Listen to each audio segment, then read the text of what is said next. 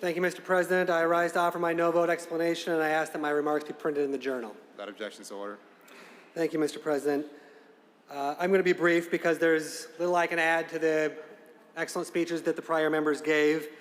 This is an unconstitutional piece of political tripe, and I think you all know about the subject-object clause. I think you all know that you can't just sub in a whole bunch of different content without actually explaining it in the bill. I think you know that. But of course, we're here for the politics, not the policy.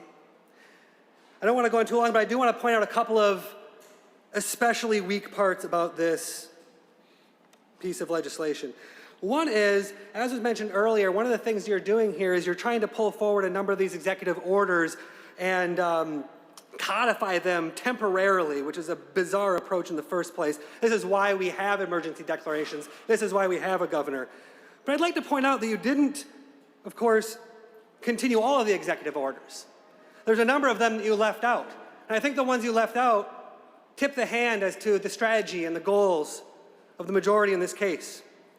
One of the executive orders that you didn't continue was the executive order creating the Racial Disparities Task Force. I don't understand what the majority's problem is with the Racial Majority Task Force, but I think that that work needs to go on. Another one of the executive orders that the majority saw fit to not include was a small wage increase for direct care workers I spoke about last week. These are people providing critical care to our elderly and our disabled citizens.